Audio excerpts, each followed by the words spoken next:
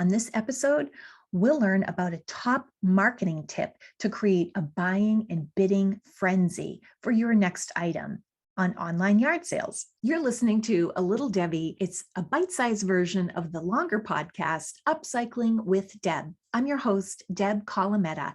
I wrote a #1 best-selling book called Best Offer, Best Life. And you can get in touch with me and find out more information about the classes I offer, webinars or debinars by going to my website, thedebsite.com. If you're trying to sell something through online yard sales, you can use this top marketing tip to create a bidding frenzy. About 2 or 3 weeks before a major holiday is a great time to sell extra dining furniture. I have an example of something that I sold recently, an outdoor patio set. It created a bidding war and a frenzy. People are starting to think about hosting events. If the temperatures are mild enough, they might sit outside, look for more seating. And I recently sold a glass patio table that no longer went with our outdoor decor. I referenced this in a previous episode, but we had gotten our use out of it. But it was definitely something that had a lot more life left in it. I got more inquiries about that item than any other item I've ever sold.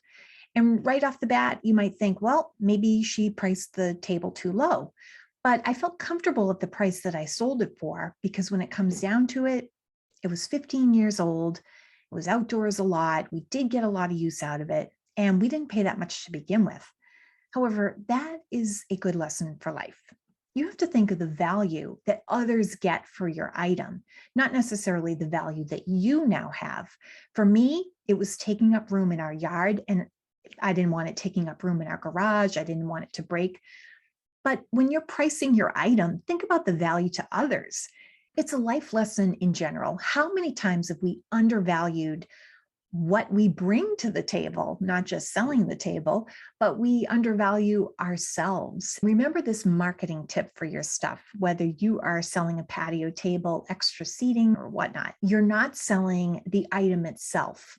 You're selling the future experience with that item.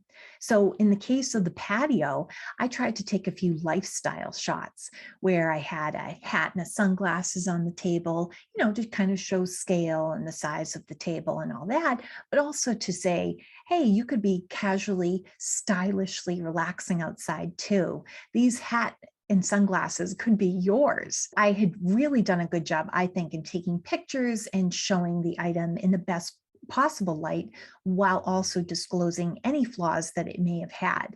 So remember, you're not just selling the item, you're selling the future experience, like future meals together outside, outdoor socializing with friends, time together as a family. That's what you want to focus on when you're writing your ad, not just the measurements and the logistics of it and the pricing information, but try to put a sentence in there that will help people to inspire and see themselves using this product, and they won't be able to scroll past it. You can use this top marketing tip to give your item the advantage